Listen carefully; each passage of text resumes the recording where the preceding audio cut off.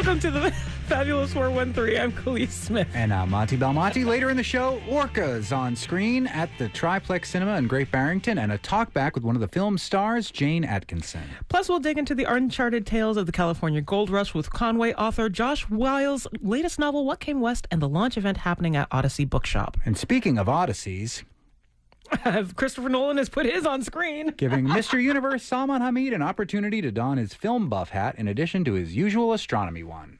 To boldly go where no man has gone before. Well, after a week away and my time in Spain and Portugal, where I got to watch the World Cup final in Spain win in Spain. On a beach. On a beach in La Lanzada in Ogrove, which is part of Galicia in western Spain. We are back at the Amherst kitchen table of Hampshire, formerly Hampshire College astronomer. It's going to take me years to get over there. Astronomer. I should mention it's going to take me years too to get over that. Former Hampshire College astronomer, 5 college astronomer, and the head of Kainaat Studios, Mr. Universe, Salman Hameed. There's been so many exciting things that have happened since we have last spoken, one of which is the World Cup. Another of which is we all got together with NEPM members and we wanted to go stargazing at Black Birch Vineyards in Hatfield, but thanks to Canada and the torched sky, we couldn't actually see anything. But we had a great time and a great conversation about astronomy with listeners. So look at nepm.org into becoming a member for the next type of event. We had a great conversation about how there are sugar molecules in the Milky Way galaxy, the nougaty center of the Milky Way galaxy, and Mr. Universe is a board member of Amherst Cinema, where I'm now kind of on screen as an official spokesperson and member about why you should join. There is an important movie that's come out, and we're going to talk about big sky logic in regards to an interesting new observatory that's opening up, and Christopher Nolan's The Odyssey. I mean, Amherst Cinema is really an amazing place to see movies that you can't find at other places. But right now, you can also find a movie that you can find at other places, and that is The Odyssey. But we betrayed our own kind, and both of us saw The Odyssey in the XD theater at Cinemark. Okay, yes. And I saw an Amherst Cinema employee while I was there. No. Okay, so yes, I mean, look. Go to Amherst Cinema as well, but also see it in XD. The Odyssey, I've seen it a couple of times. What did you think? I just saw it yesterday at Cinemark. First of all, you saw it in what they've now been calling a LIMAX theater. Christopher Nolan shot it on 70 millimeter IMAX, the first time anyone has ever done this. Special cameras made just for making this movie. So people were going all over the state and beyond to try to find the right kind of theater to watch this. You got duped. My friend filmmaker Bob Kraskowski got duped. My son Enzo got duped into these LIMAX settings where you go to a big screen, but it is not. IMAX screens are almost square in their dimensions. They have the screens, but the problem is that they are doing digital projection of 70 millimeter on an IMAX type screen. And so, yes, I got duped, and I actually thought XD was really good. But ultimately, you said better. So you could just go to Hadley and watch it instead of go to Danvers or Hartford. Or yes, I would say that actually XD is really good. But the point here, which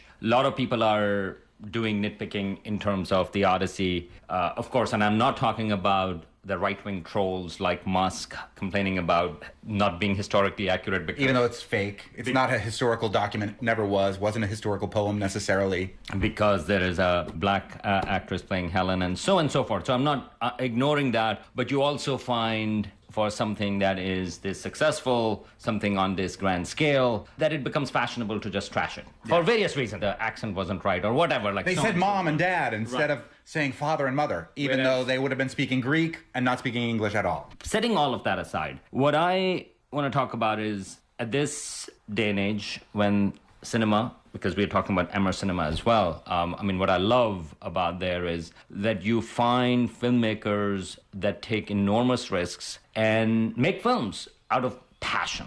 So oftentimes at Amherst Cinema, you have independent films, which they know they're not going to make money, which they spend a lot of sort of like, time, effort, money in there. But it is their passion of film and art that they want to put in. I think Christopher Nolan in that sense. And again, there are critics of Christopher Nolan. I haven't liked every Christopher Nolan film, but I've appreciated all of them. And especially this one, because you don't have to make The Odyssey. There is a risk whether it's going to make money or not. You don't have to make it in IMAX. But yet he did both of those things. And the scale of ambition, there is something lovely about it. There is something admirable about it. And then to pull it off as a really entertaining film. Yes. Really well done. And I think that to me is not just admirable, but in this day and age when people talk about the threats to cinema, people are watching it on phones and so on and so forth. Well, here is a movie. This has an event where people, even when they get duped, they go and drive a couple of hours to try to see it on the biggest screen possible and in a format that he made, which is 70 millimeter, which people don't do that often. Well, there was also an interesting story on NPR this morning saying that now there's a demand and there are orders on the books to build these IMAX cinemas. So what he has done with this ambitious idea has opened the avenue for other filmmakers to do this in the future. And that's that kind of big sky thinking that I think is important when you see somebody at the level of Christopher Nolan continue to do these ambitious things when he doesn't have to. If there is a director who can sell his idea to the studio because he says, I'm making an original film, it's not a sequel, it's not a superhero film or whatever, people are going to come and I'm going to make it in IMAX. And he delivers on both ends. It could have been a big dud. That is what is spectacular about the film. So I don't have words to praise for somebody's dedication and ambition to do these things.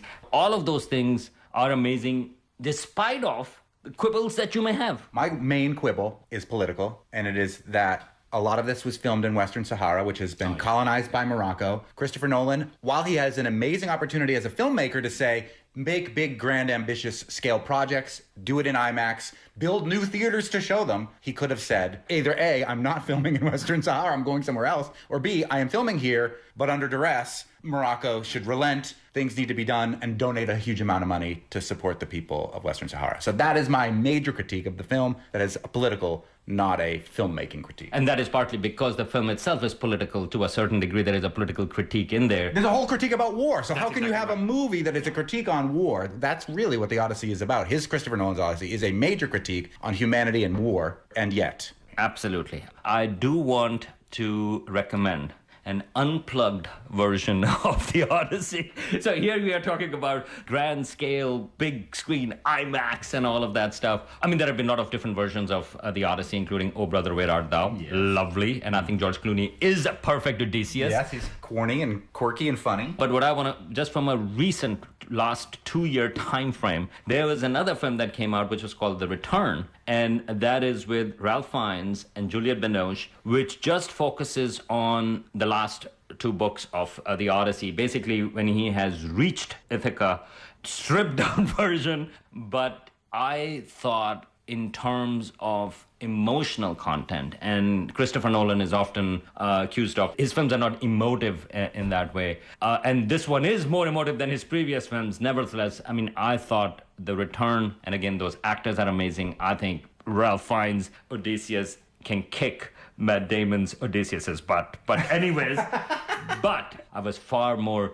moved by The Return than The Odyssey, even though the spectacle of the Odyssey is unbelievable. I also kind of love that Boston boy Matt Damon is with Himesh Patel, South Asian guy, as their ride or die the whole time. And I was thinking, that's right. That's us too. That is correct. And Himesh Patel was amazing. He's always amazing wherever he is. Yes. Okay, changing topics, but it's still on the idea of big, grand, ambitious thinking. Just yesterday in the Sunday New York Times, in the cover of the Arts and Leisure section, monumental masterwork rises in the desert. It is about an artistic observatory. So we just talked about Christopher Nolan's ambitions in terms of the IMAX and the scale of showing the Odyssey. And I just read this article about Star Axis. I was like, oh my God, this artistic scale of Star Axis is even bigger than that. And so just for people who are not familiar with that, there is an artist, Charles Ross.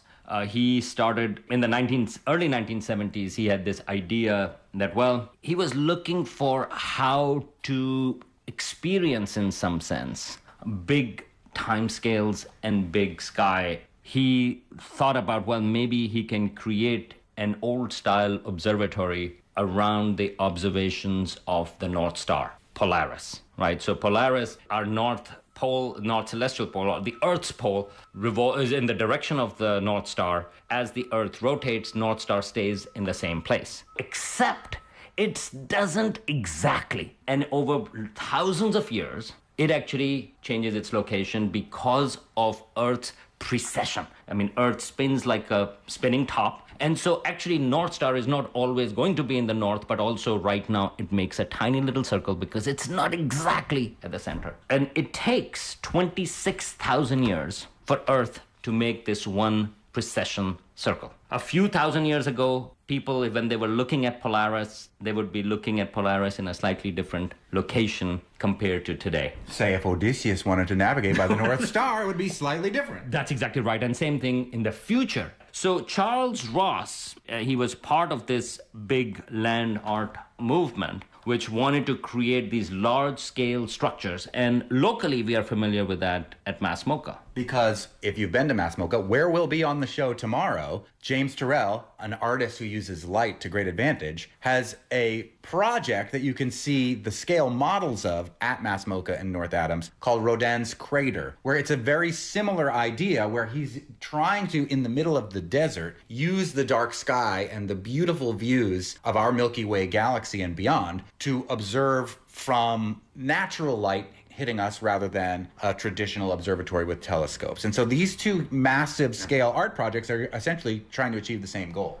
And I think the star axis is a lot further along, according to the New York Times. Well, it's about to be finished. And again, so this is where the scale thing comes in, that Charles Ross started making it 50 years ago. And now he says that it's going to be finished by this December. It is located in New Mexico, which I'm very familiar with. I went to graduate school over there. He finds in New Mexico that neither the sky or the land are dominating. They are more or less, their power is equal. And so he found this place at, I think, Chupinas Mesa, which is about 6,000 feet above sea level. And on that mesa, he started building this structure. Partly it is in the mountain, and then you have this staircase that comes out, and there is a pyramid. And that staircase has 147 stairs. And so that's very specific. It's about 11 stories tall. And the pyramid itself is about 50 feet tall, 52 feet tall. So what is it about? The way it is designed is that you start climbing up the stairs and you see a little small window which is centered around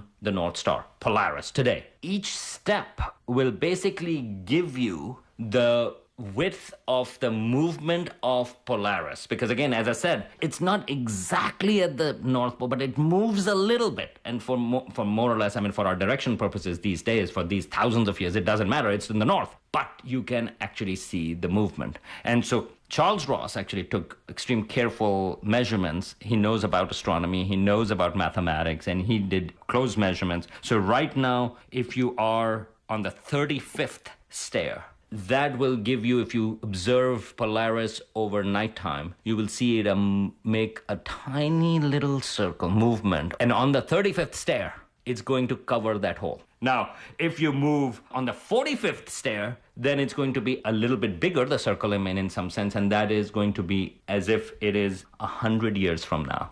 And you can actually go, and those are marked on the stairs. And in the same way, you can go back around and you can actually imagine how Polaris was moving. And in some sense, you can flip it, how people, because people have always looked at the stars, and of course they knew about Polaris as well, how people would have seen the movement of Polaris over the nighttime. So he tried to imagine, and I love the way he framed it, like, he wanted to see what Cleopatra, for example, would have seen the motion of Polaris back over there. And again, there are no telescopes in there. This is just an ancient observatory style where you are precisely measuring the motion of stars, and in this case, all of it is centered on the North Star, which is the Polaris. Now, interestingly, in 13,000 years, Polaris is not going to be our North Star, but instead Vega is going to be closer to our north. Wow. And in the same way, what Charles Ross, got fascinated by it was because he found out that the pyramids, and this had been a big issue of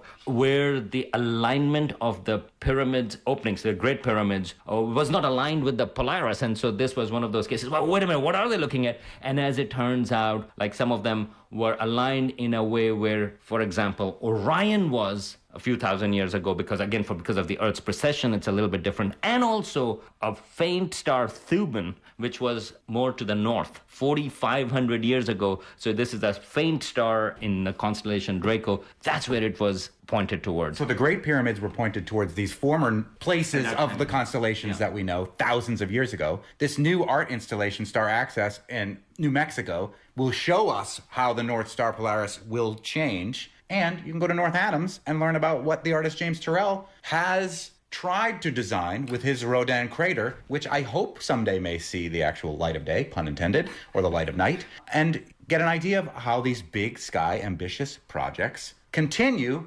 to delight and inspire us. Meanwhile, you can see what the Star Access has to offer in the New York Times from yesterday. Go to Mass Mocha and see what James Turrell has to offer right now. Come with us tomorrow as we broadcast from there.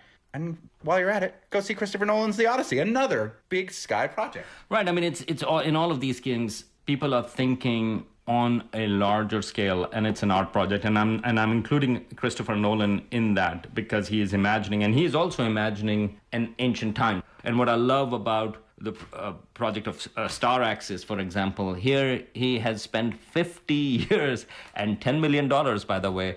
It's about being human. Humans have such a short time frame. When you think about the Odyssey, the Bronze Age, thousands of years ago, or about Star Axis, the scales of the cosmos are much bigger. How can we imagine the passage of tens of thousands of years? Well, maybe we can think about it the way Earth precesses, and the way we know the precession is through the movement of the North Star. This is thinking on big scale.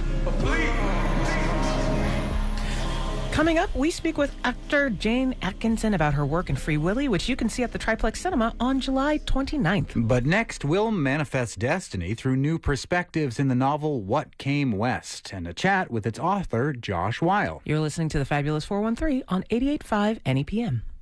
The Fabulous 413 podcast is funded by the UMass 5 College Credit Union, dedicated to creating access to financial well-being for local people, businesses, and communities. Insured by NCUA, umass5.coop. The Fabulous 413 podcast is funded by Visiting Angels West Springfield, providing home care for seniors and veterans in Hampden County, including Angel Care, short-term post-surgery support for seniors and their loved ones.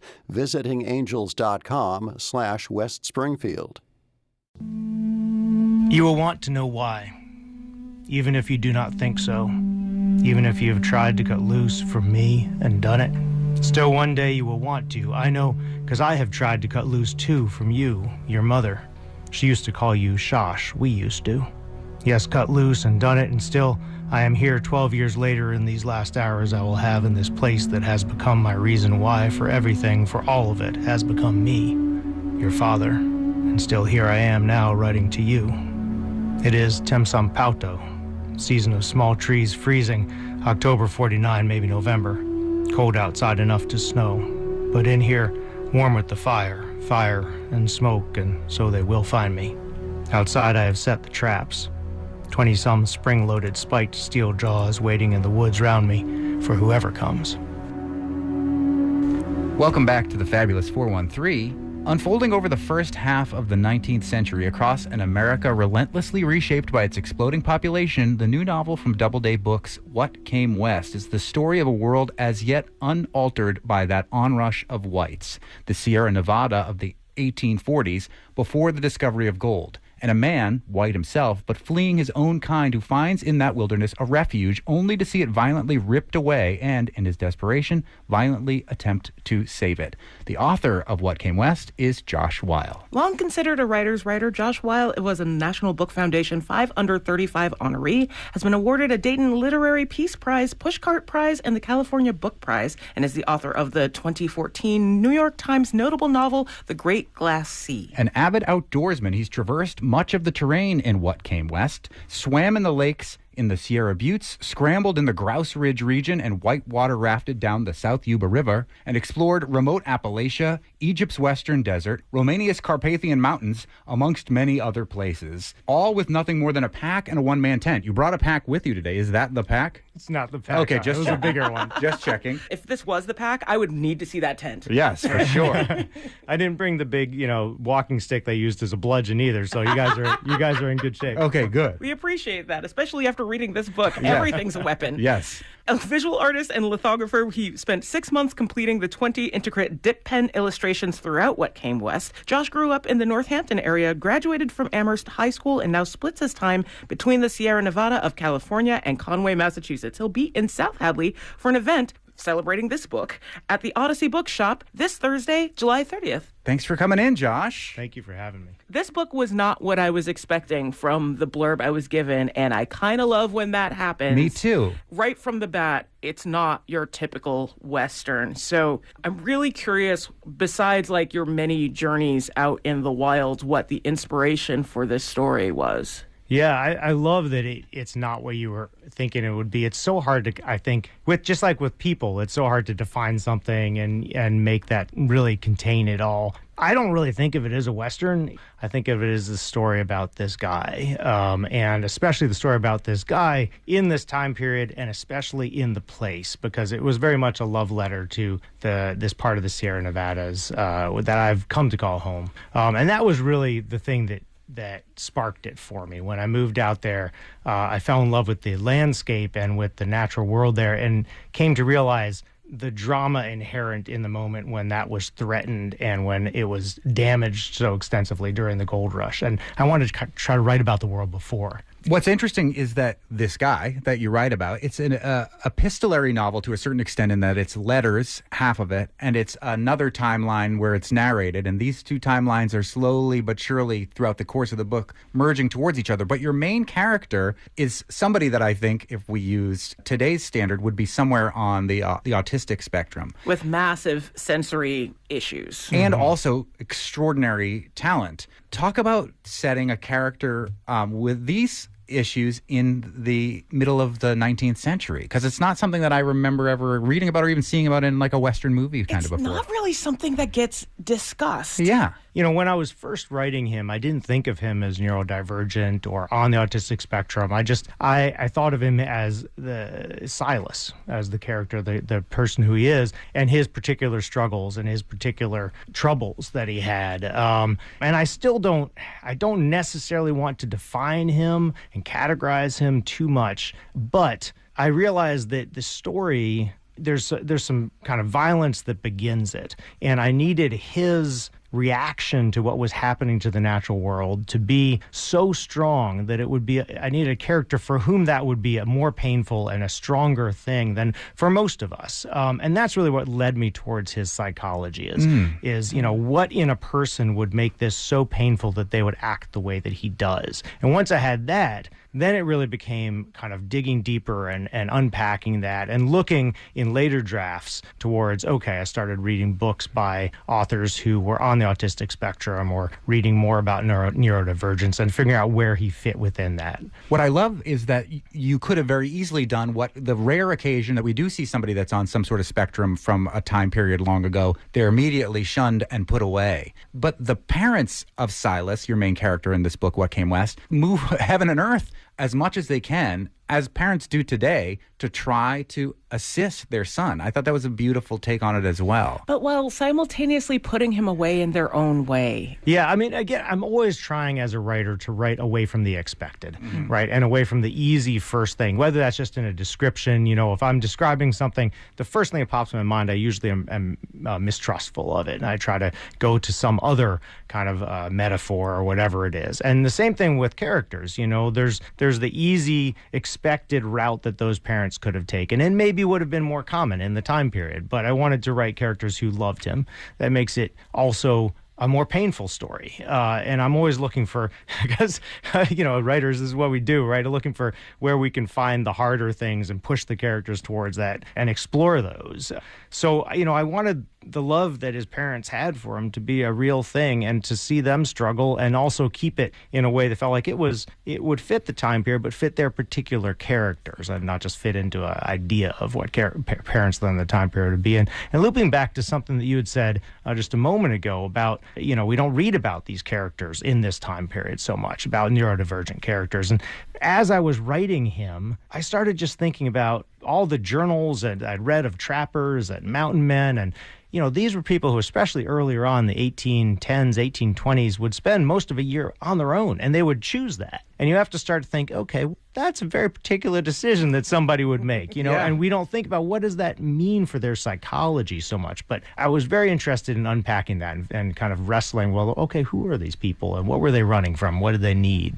Similar to like going back into older writing and realizing where PTSD is, where they didn't necessarily have the language for it. Yeah, absolutely. I love that. We're speaking with author Josh Weil, who grew up locally in the area, graduated from Amherst, spends part of his year here in Conway, but spends a lot of his year where this book, What Came West, which just came out on Doubleday last month, he'll be at the Odyssey Bookshop in South Hadley on Thursday night. Another thing that you do say at the end of the book, you're not a person of Indigenous heritage, but I think you handle the Indigenous community in this book in a way that's, in my opinion, very beautiful and respectful, and also incorporate a lot of Indigenous language into the book. Yeah. Can you talk about the research that went into presenting this Indigenous community, especially the main Indigenous character, No Rope, as some of the main characters in the book? Yeah, no, absolutely. That was the most intensive research that I did. There was a ton of, this book took me maybe 6 or 7 years to write, and a lot of that was research.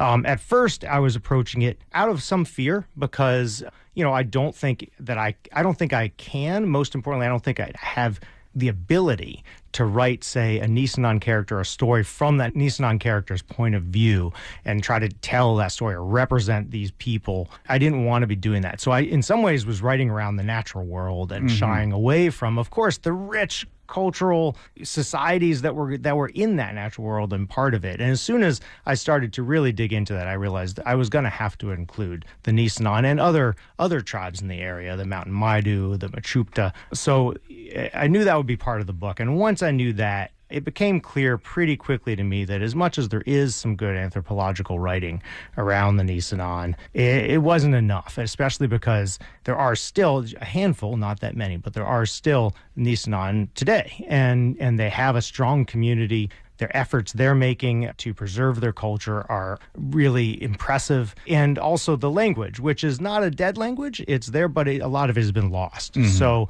there's a lot of searching for the right words. And I worked with linguists. Often they would disagree. And when I'd come upon disagreement, I wound up going to the tribal representative, this woman, Shelley, from the Nisenan, Nevada City Rancheria. And I would meet with her, and we would just talk about what I'd found, what we both didn't know, what felt right, and always the arbiter of any disagreement would be with the tribe, and what she felt comfortable with, what she thought was how she would go with it. I'd be like, okay. And that happens sometimes even with place names. I'd be looking at maps, and in some maps, a village would be called X, and another at maps it would be called Y, and they're doing a mapping project right now that conflicted with some of the research I'd done, but, what they had found is what I went with. I mean, it's nice because it's always presented in Silas's perspective, so it's not as if we're trying to assume something about the culture that we're observing. We get to observe in the same way that we would, not being a part of the culture, and I think that's a really great part of the book. Was it always part of the plan to incorporate your illustrations, or were there other illustrators that were a possibility for interpreting what is Silas's work in this book? Yeah, that's interesting. Initially, I didn't necessarily think there'd be illustrations at all in it. I'd illustrated 2 of my previous 3 books, but never to the level that these illustrations are integrated in the work. And it was only once I started to realize in exploring Silas's neurodivergence and how he works in the world, the way that drawing worked for him and gave him a kind of refuge and a place of peace, that it became clear to me that drawing was going to be an important part of the book.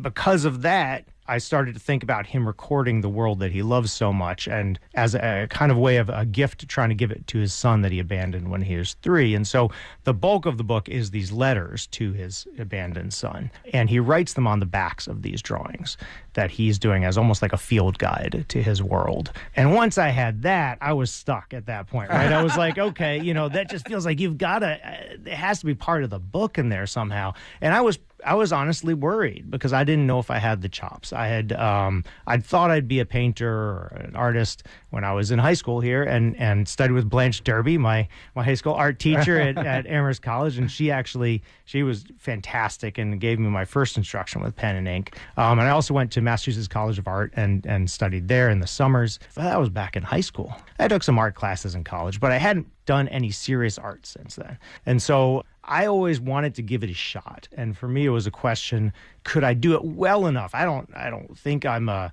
amazing artist. I don't think I'm as good as other artists who might have tackled this. But I just had to be able to make the work good enough that it was believable that it would be Silas's. That was the bar for me. I went into doing the pen and ink illustrations that way. I went into doing it with the same tools he would have used as well, because I wanted it to feel like he had done them. I don't know if that translates, if anyone will ever know that I didn't. It absolutely translates. The pictures are amazing. The pictures are amazing. I wouldn't know that you used the real tools that he would have used, but the pictures are, you nailed it. Oh, so yeah. any doubts you may have had, let us assuage you. Yes, Josh, for sure. Weil, these illustrations are amazing to the point where I didn't look at the beginning to see who had done the illustrations. Same. And had to go back and be like, who's doing these illustrations? These are so great. And then was delighted to find out that it was you. Oh, that's fantastic to hear. Yeah, that's I was. It's a relief too. And I was I did them all somewhat insanely because it took me so long. I spent probably 5 or 6 months on these things, and I wasn't being paid for them. Right? I'm like, what am I doing? But I did them with a bottle of ink and like a dip pen with a nib, and had to learn how to use that because the technique is quite different. It's a little more like a paintbrush. The pressure you apply spreads the nib, and you get wider lines or thinner lines, and of course it's just terrifying. You're going to have a drop on the page or something. So it was a different practice. And then perhaps have to start all over. Yeah. Oh, yeah, which happened not too often, but occasionally. Yeah. We're speaking with author Josh Weil, who grew up here in the 413, graduated from Amherst High School, and now lives in the region with which his book is set. The book is What Came West. He'll be at the Odyssey Bookshop in South Hadley talking about this book this Thursday. One of the things that you do, as we mentioned, is that it's epistolary, that it's letters written to Silas's son, and always start out with italics in the first part of it to remind you where you are, and whether you're in the current narrative or whether you're in the letters back and forth. You chose to oftentimes leave out the vowels O and U, as well as some other vowels sometimes, in the letters that Silas wrote to his son, who he abandoned when he was 3. You already said it. That's the spoiler. Tell us about that decision to write the letters that way. His voice, Silas's voice, came to me pretty clearly. It was about 200 pages into writing what was almost a different kind of a book. But once I got his voice, that really steered the whole novel. And like I said, when I was 12, 13, 14, I was really into these diaries and journals from trappers, and there was one by like a bronc buster or whatever, right? But I went back and started reading these, and including a book by Zenas Leonard, who had traveled with Joseph Walker across the Sierra, the first non-natives to cross the Sierra going from east to west. This was like 1834. I would read things by him or by Osborne Russell or Jedediah Smith, and you see in their journals their shorthand, right? And the way that the language that they would use, and some of the compression, and some of you'd see it using ampersand instead of the word and, or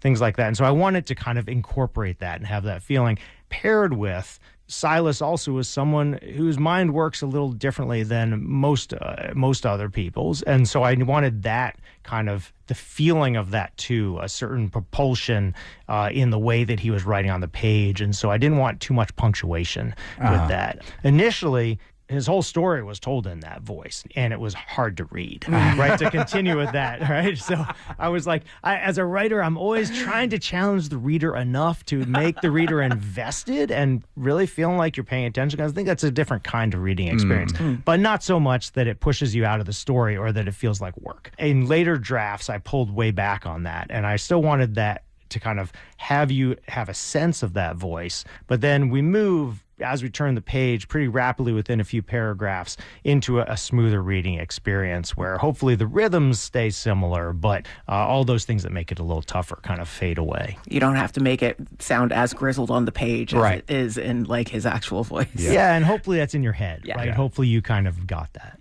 Talking about like Silas's perspective on where he wants to be included and what he considers like society, quote unquote, shifts dramatically throughout the book. Like it's constantly changing. And can you talk a little bit about his perspective on that inclusion and where he wants to be included? Yeah, that's really interesting. He, I think what he wants, like you say, it shifts, and what he wants is in conflict also with what he's capable of often. So he wants early on to be part of his family, and he's not really capable of doing that. He struggles to find ways into, and they struggle to find ways to include him. And then as he grows older, he wants to be there for his loved ones, the people who he loves, and finds that he's not capable of doing that without causing some real potential harm to them. And so that, again, pushes him away. So the whole narrative is, in many ways, a story about him being pushed away from his desperate attempts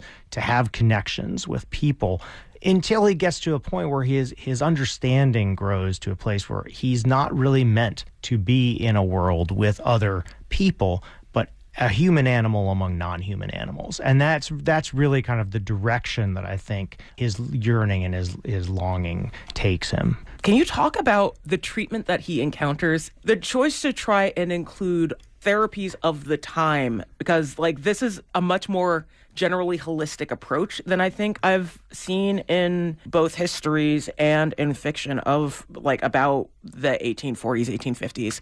And I thought that was really interesting to include. Yeah, so I think you're talking about specifically the Quaker. Yeah, and it's this idea of moral treatment, which was something that the Quakers came up with, is very real. And in the time period that was happening around the country as a counter to really destructive and horrific treatment of the mentally ill that was about, all kinds of bleeding and creating boils on their heads and spinning them to have their blood sucked away from their brains, and really just torturous stuff. And it was the Quakers who decided, well, actually, you try to treat people as if they are at their higher states, and they will rise to that. And there was just a kindness and a generosity, and I was just taken with that in my research. And I wanted to include that also because he goes through a process of, in his desperation, trying to fix himself. And he finds something that could possibly fix him. I don't want to give away too much, but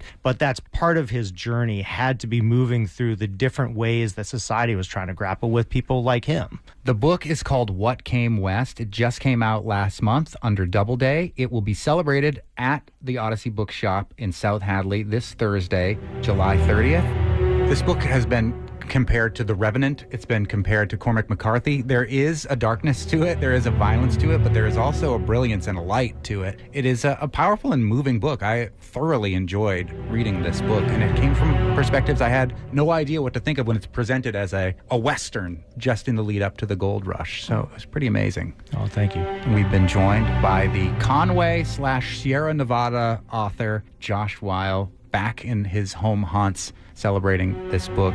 Thanks so much. Oh, thank you. This was a true pleasure. Check out the Odyssey Bookshop's website for more information about Josh Weil's event this coming Thursday, July 30th. But the night before that, you can enjoy a film about whales, or at least orcas, and the ocean from the safety of this triplex cinema this Wednesday. And we'll speak with one of the stars of the film, Free Willy, next. I mean, they're like angry whales. We're going to talk to Willy. You're listening to the Fabulous 413 on 88.5 NEPM. You can't promise that. Summer in Western Massachusetts means... The Fabulous 413 podcast is funded by Northeast Solar in Hatfield, specializing in solar installations, battery storage, and clean energy solutions tailored to the homes and businesses of Western Massachusetts. Northeast-solar.com.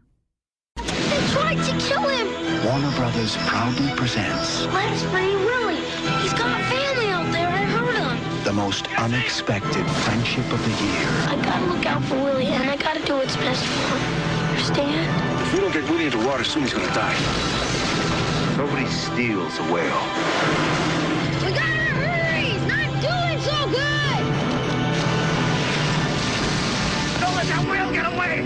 Go, Willie, go! The greatest adventure of the summer.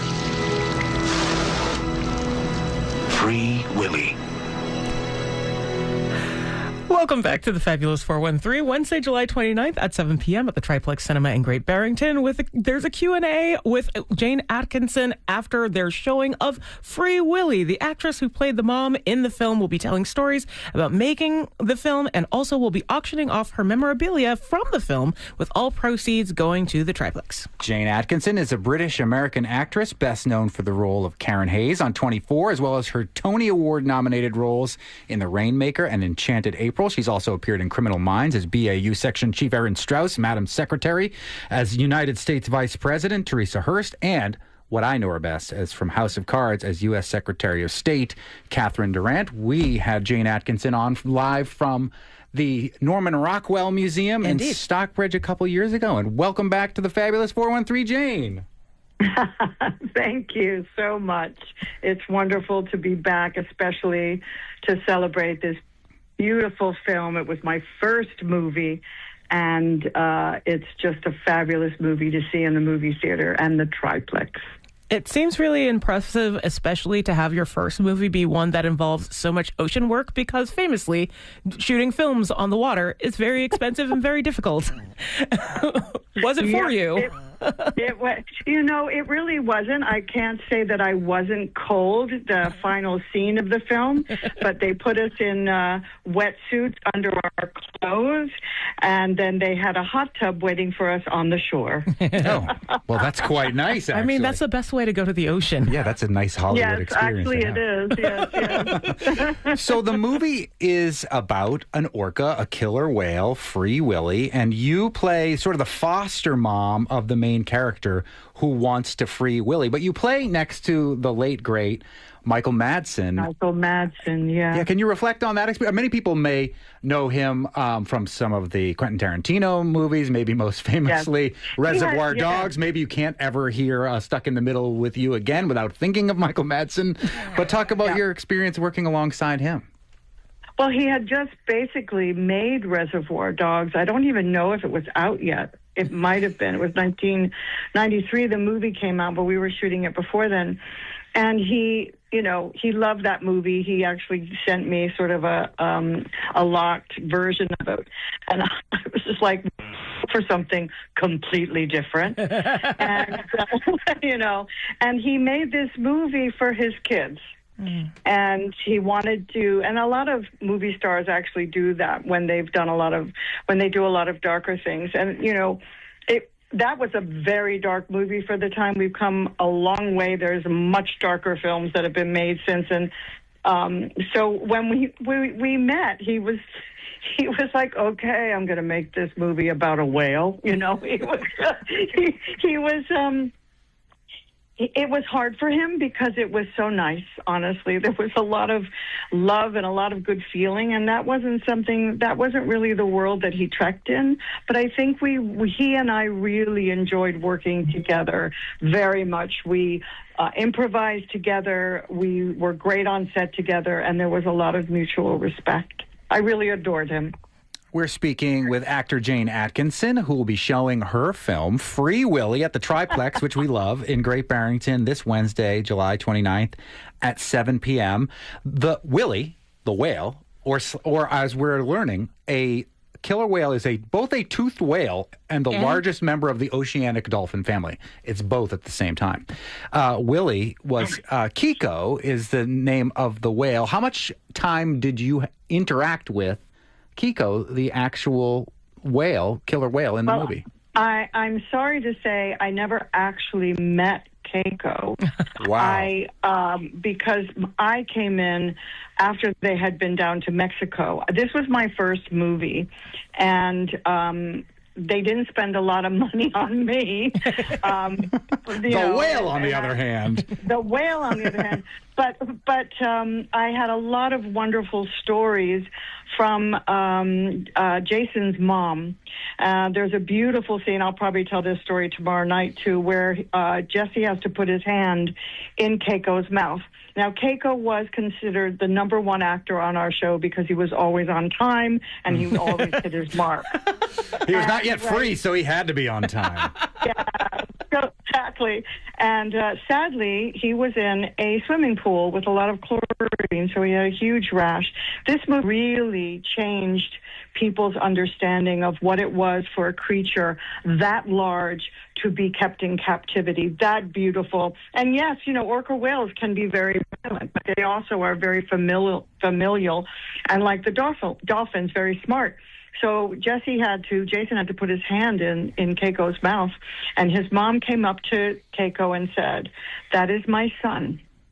He's going to be putting his hand in your mouth, and you must be very gentle with him," and had full-on eye contact with Keiko. Wow. Aww. And the day came, and of course that scene, I think that's one of the scenes, the beautiful scenes in the movie that really gripped a lot of young kids to see the trust.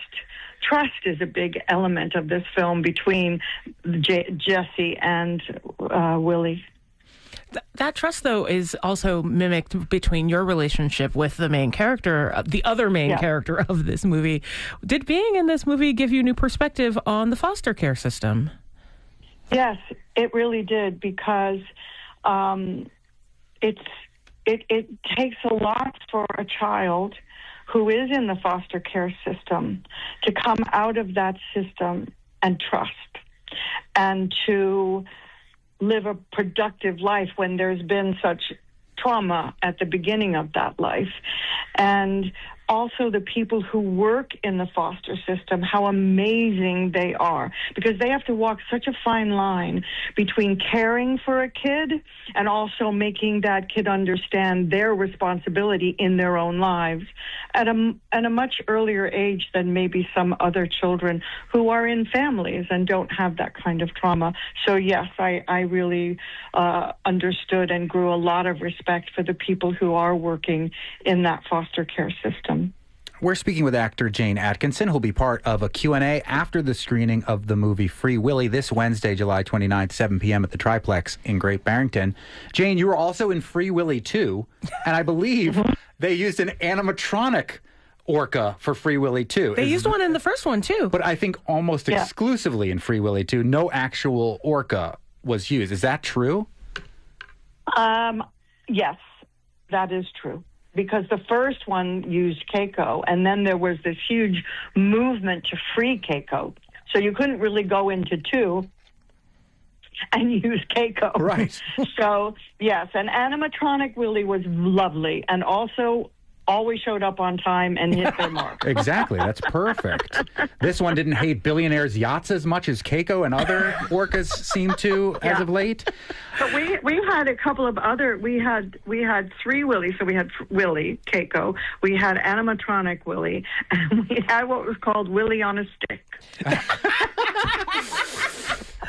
I am reserving comment here like you've never believed, Jane. That is amazing. I'm sure you know this story, but Jane, Keiko, who played Willie in Free Willy, because of this movie, Warner Brothers worked with the International Marine Mammal Project to really free Willie.